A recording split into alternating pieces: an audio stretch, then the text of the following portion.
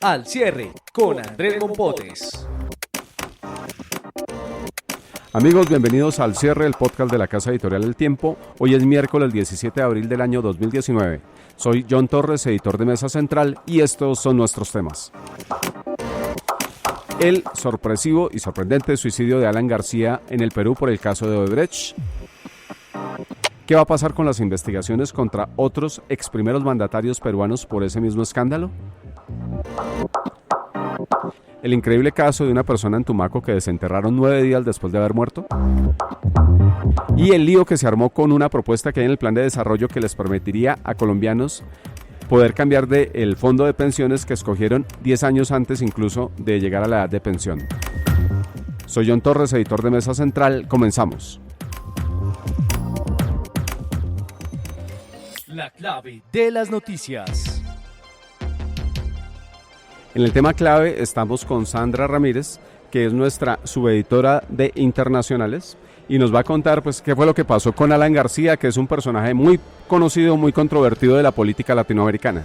Así es, John, pues una noticia que sorprendió no solamente a Perú, sino sorprendió también al mundo entero, después de que el expresidente peruano decidió dispararse al momento en el que la policía llegaba a su casa a detenerlo en el marco de la investigación que tenía por sus supuestos vínculos en el caso Odebrecht. Recuerde usted que el caso de Odebrecht en Perú ha sido un caso que ha tocado ya a varios presidentes, y de hecho los últimos presidentes peruanos han estado investigados precisamente por eso. Entre ellos, Alejandro Toledo, que en este momento se encuentra en los Estados Unidos, el expresidente Ollanta Humala, que estuvo también en prisión preventiva con su esposa Nadine Heredia, también incluso la hija de Alberto Fujimori, que no llegó a la presidencia, pero que sí fue candidata presidencial en las elecciones que tuvieron lugar en Perú ya hace un par de años, y pues Alan García también estaba dentro de estas investigaciones. Hay mucha polémica a propósito de lo que pasó. Incluso se acaba de conocer que 2 de los fiscales que estaban involucrados en el caso están siendo investigados aparentemente por, un proceso que hubo incorrecto en la administración, o la orden que se dio más bien para detener a Alan García. ¿Qué pasó? Pues él se disparó, lo llevaron al hospital, estuvo en cirugía, tuvo 3 preinfartos, se advirtió que la situación de él no era la mejor y finalmente falleció en las horas de la mañana. Sandra, ¿quién era Alan García? Bueno, Alan García era un político muy controvertido en Perú. Él había sido presidente de Perú en 2 diferentes ocasiones. Su primer periodo fue entre 1985, el segundo entre 2006 y 2011. Hay que recordar, que la investigación por la cual él estaba o iba a responder en el caso de Odebrecht era precisamente con relación a su segundo periodo presidencial. Y bueno, Alan García había estado incluso asilado en Colombia después de que Alberto Fujimori le abrió un proceso cuando él montó todo el tema de este autogolpe de Estado y responsabilizó a García como una de esas personas responsables. Ya había, estado en varios procesos de investigaciones por lavado de activos. También la primera vez fue el mismo Fujimori el que le abrió esa investigación, pero no encontraron las pruebas suficientes, y después de que estuvo en asilo en Colombia también resultó en asilo en Francia. Él incluso el día de ayer había dicho que no tenía miedo de absolutamente nada, que él era inocente y que no existía ninguna prueba, y que al contrario lo que iba a hacer esperar por los resultados de la fiscalía que lo estaba acusando. Desafortunadamente el desenlace de esa historia que fue un poco diferente. A Alan García lo conocían incluso como el caballo loco por esas decisiones que tomaba muy intempestivas de un momento a otro. Era muy polémico también en cuanto a las declaraciones que había hecho, e incluso había dicho que la detención preventiva del expresidente Pedro Pablo Kuczynski, que también está siendo investigado por Odebrecht, pues era algo excesivo, y que lo que estaba pasando con él estaba basado en especulaciones. Claro que sí. Pues Sandra, la invito a que se quede con nosotros porque usted nos va a contar también qué es lo que viene. Lo que viene para su información. En lo que viene, seguimos con Sandra Ramírez, la subeditora internacional del Tiempo, para que hablemos de qué va a pasar precisamente con esas investigaciones en Perú contra jefes de Estado, porque tal vez es el país que tiene más políticos de alto nivel enredados con este escándalo que, recuerden ustedes señores, tiene que ver con una multinacional brasileña que construida en todo el mundo y que pagó por lo menos $600 millones según las investigaciones a lo largo de todo el planeta. ¿Qué va a pasar en Perú, Sandra? Bueno, en Perú fíjese que ahorita la atención está puesta es en qué fue lo que pasó con Alan García, qué fue lo que pasó en ese proceso inmediatamente. Lo que es cierto es que la justicia peruana ha sido muy estricta con relación al tema de las investigaciones. Prácticamente no se ha salvado nadie, ninguno, como menciona usted, de los altos mandos que ha tenido el país ha salido librado de lo que ha sido esta investigación de Odebrecht. Incluso ministros también han estado tocados con toda esta investigación, campañas presidenciales han estado tocadas con toda esta investigación, entonces es un proceso que a largo plazo se ve que va a seguir. Hay que decir también que Pedro Pablo Kuczynski coincide que en este momento está en cuidados intensivos, también está siendo investigado, se enfermó, se le subió la tensión, está en cuidados intensivos y lo más probable es que la justicia peruana siga adelante. ¿Qué es lo que ha venido haciendo la justicia peruana? Tomar medidas como por ejemplo evitar que las personas que están siendo investigadas salgan del país. Justamente Alan García tenía una prohibición para salir del país. ¿Qué más viene con la justicia peruana? Ha tomado las decisiones de la prisión preventiva para evitar que, digamos, se dé la posibilidad de fuga y se dé la posibilidad de que estas personas no respondan ante la justicia. Este es un tema muy delicado, no solamente en Perú, como usted lo mencionó, en Brasil también varios políticos han terminado investigados por todo el asunto de lo que ha sido la corrupción por la brasileña Odebrecht, y pues lo más probable es que siga hacia adelante todo este proceso judicial y que próximamente se sigan viendo más resultados a propósito de lo que son los resultados de la investigación. Claro, pero por supuesto en este momento los investigadores se enfrentan toda una tormenta, ¿verdad? Por la situación de García. Así es, precisamente fíjese que del lado de los partidarios de Alan García se está cuestionando cuál fue ese procedimiento de los jueces al momento de formular los cargos, al momento de, digamos, hacer público lo que estaba pasando. También se ha traído sobre la mesa el asunto del buen nombre y todo este tipo de situaciones.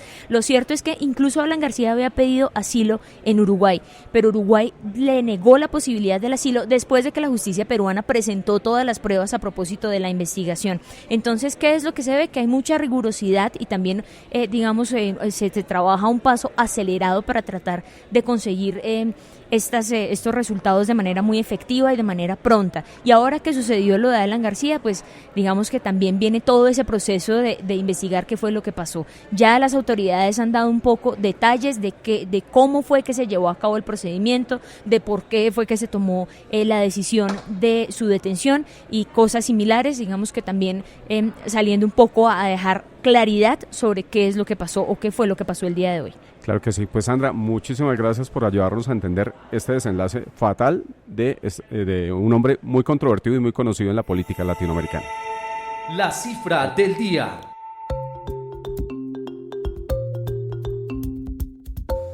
La cifra del día la tiene Omar Ahumada, que es el subeditor de Económicas del Tiempo, y es 180,000. Estas son las personas que eventualmente podrían dar un salto que muchos quieren hacer de los fondos privados hacia el fondo público de pensiones, que es Colpensiones, porque podría tenerles de alguna manera una mejor mesada, significarles una mejor mesada. Pero explíquenos, Omar, por qué los fondos privados de pensiones están en contra de esta posible decisión que pueda tomar el Congreso de Colombia de acuerdo con una propuesta del Plan de Desarrollo. Hola John, ¿qué tal? Pues efectivamente son 180,000 personas a quienes les faltan 10 años o menos para pensionarse, para obtener su jubilación, bien sea por edad y también por semanas cotizadas. La polémica está porque hoy la ley, y la Corte Constitucional así lo ha ratificado, dice que uno no se puede cambiar de fondo de pensiones si tiene ese rango de menos de 10 años para pensionarse, pero en el plan se abrió la posibilidad que algunos han calificado como mico de que se haga una reforma al tema pensional que ha llamado mucho la atención de la gente, porque hay muchas personas que su ingreso no es tan alto, su ahorro tampoco lo ha sido, y a la hora de pensionarse, como en los fondos privados miran la expectativa de vida, le pueden calcular unos 20 años de expectativa de vida, el valor que tiene ahorrado le va a dar una pensión más bajita. Eso ha llamado la atención porque obviamente en el fondo público se pensiona uno y puede escoger entre el promedio de su salario de toda la vida o en el promedio de los últimos 10 años. La polémica está ahí centrada porque los fondos de pensiones dicen primero que eso es un mico y segundo que esto generaría unas presiones fiscales grandes porque como la gente no ha ahorrado, el gobierno y los contribuyentes tendríamos que aportar vía impuestos para sostener esas nuevas pensiones de esos eventuales 180.000 que pueden entrar. Pero además de eso, John, también una disputa interesante y es, bueno, cómo están las posiciones en el mercado pensional. En el último año solamente se trasladaron a los fondos de los fondos privados a Colpensiones 167.000 personas y solamente se fueron de Colpensiones a los públicos unas 10.000. ¿Qué quiere decir eso? La gente está como mirando qué alternativa le conviene mejor y en el fondo para los valga la redundancia, para los fondos de pensiones, para las administradoras, podría significar un impacto importante porque hoy ellos manejan 244 billones de pesos, de esos el 152 billones han sido rendimientos y toda esa plata de cada afiliado pasaría tanto su aporte, lo de toda su vida, más los rendimientos ya no los tendría el fondo de pensiones sino el fondo público. Eso ayudaría en parte a financiar las pensiones que están desfinanciadas hoy, pero se abre el debate porque Asofondos ha dicho y van a hacer una carta muy contundente la próxima semana, como hoy lo anticipó el tiempo, diciendo que los efectos fiscales que eso tiene, pero además porque en una ley del plan de desarrollo es mucha la información que hay y lo que plantean es que se haga una ley específica si se quiere cambiar algo en el tema pensional. Claro. Omar, en un momento en el que el gobierno y muchísimas voces públicas están diciendo, ojo, hay que cambiar el sistema público de pensiones, hay que cambiar la manera de liquidar las mesadas, esto no termina siendo como bastante contradictorio porque finalmente, ¿por qué la gente quiere pasarse a un fondo público de pensiones? Porque eventualmente el sistema de prima media le da una mejor pensión, se la garantiza por toda la vida. ¿No termina siendo una contradicción finalmente para el gobierno que quiera que le llegue más gente con esas normas de pensiones que tenemos hoy en día? Lo que pasa es que esto está enmarcado en la iniciativa que tiene el gobierno de que las pensiones, de cubrir sobre todo a mucha gente que hoy no ha cotizado y tiene una pensión muy bajita por diferentes razones. Eso es un capítulo, pero lo que sí se hace es que el gobierno abrió esa posibilidad de que se haga, de que la gente tenga esa especie de amnistía pensando en que logre una mejor pensión. ¿Por qué? Porque nuevamente pueden ser personas ya de 52 años o más en el caso de los hombres o de 50 y más en el caso de las mujeres que van a ser adultos mayores en unos años y cuyo valor de pensión no va a ser tan bueno como lo está haciendo para otros millones de personas que tienen pensiones inferiores incluso a las del mínimo o no tuvieron nunca la posibilidad, no tuvieron la conciencia de ahorrar pensando en ese retiro futuro. Claro que sí. De hecho, lo que viene para el país es un debate bastante fuerte sobre el sistema pensional, ¿verdad? O sea, se anticipa que de aquí a fin de año empecemos a debatir una nueva reforma pensional. Esa reforma pensional no va a estar concentrada tanto en la edad, no se sabe si en las semanas de cotización, pero lo que sí quiere el gobierno es como darle un poco la vuelta a la torta de la inequidad y es que hoy el sistema y la plata que se destina de subsidios para las pensiones beneficia a los que tienen más ingreso. El gobierno ha dicho un momento, ¿por qué vamos a beneficiar a los que tienen más plata? Miremos quiénes no tienen tanto, las personas de menor ingreso, y tratemos de volcar recursos hacia allá, y esos son los cambios que se están buscando en principio. Pero como usted dice, viene un debate y puede que esto termine en una reforma de mucho mayor calado, bien sea de diferente, o sea, esto del plan de desarrollo es algo coyuntural, pero el gobierno ha dicho que a finales de año tendría listo el texto, que en la práctica se discutiría en el 2020 en el Congreso. Claro que sí. Pues Omar, muchísimas gracias por anticiparnos lo que va a ser sin duda un debate que nos interesa a todos los colombianos. Claro que sí, con mucho gusto. Lo más leído en eltiempo.com. En lo más leído estamos con Cristian Ávila, periodista de la sección de Nación, y es una historia que tiene, pues la verdad, totalmente sorprendido al país porque tal vez no ocurre sino en Colombia. ¿Qué fue, Cristian, lo que pasó en Tumaco con un señor que murió hace más o menos 9 días? Así es, John, en el corregimiento de Llorente, en Tumaco, Nariño, ayer en la noche todo el mundo resultó totalmente sorprendido, luego de que muchos habitantes de ese corregimiento alertaran de que un hombre había resucitado.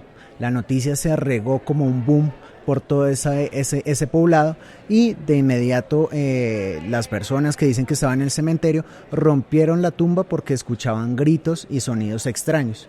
Ellos, al sacar el cajón, se dieron cuenta que en efecto el ataúd estaba un poco dañado, un poco golpeado, y encontraron al señor Fidel Pantoja, de 50 años, casi que en perfecto estado. No, lo que llamó la atención de las autoridades, porque en esta zona del país la humedad hace que los cuerpos se descompongan con mayor facilidad. El cuerpo fue llevado al hospital. El boom de la gente empezó a decir que resucitó, que era un milagro de Semana Santa, y los médicos procedieron a examinarlo. Cuando lo examinan, determinan que en efecto el hombre está sin signos vitales, pero la gente sigue creyendo que el hombre había resucitado y se sostenían en ese caso. El hombre fue trasladado a un hospital de mayor nivel también en Tumaco, vuelven a hacer el procedimiento médico para ver si tenía signos vitales, y evidentemente el hombre no tenía ningún signo vital. Don Fidel había fallecido en Ipiales hacía 9 días, fue trasladado hacia el municipio de Llorente para darle cristiana sepultura, y pues los familiares dicen que están totalmente sorprendidos con lo que pasó, porque ellos no sabían que habían desenterrado a su ser querido.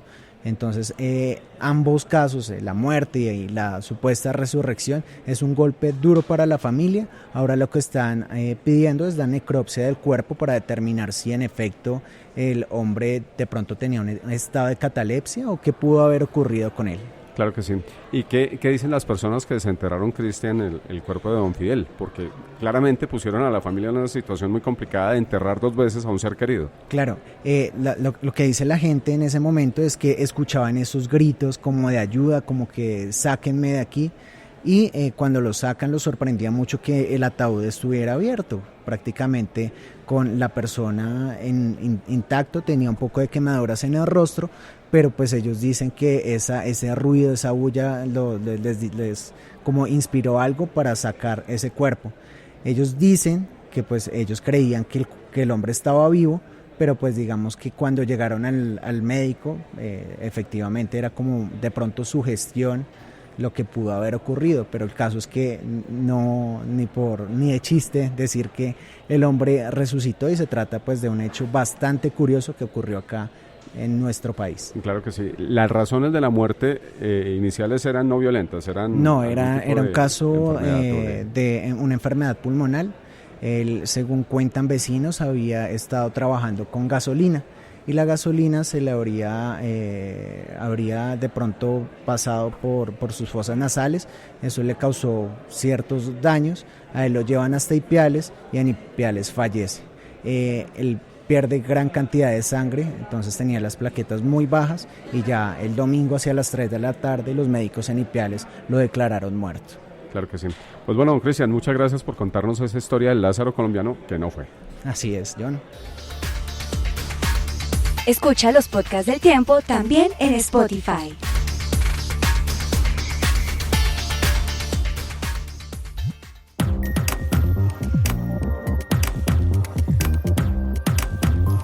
Y bien, amigos, estos fueron los temas de Al Cierre, el podcast de la Casa Editorial El Tiempo. Los esperamos el próximo lunes con los hechos que le importan a Colombia y al mundo.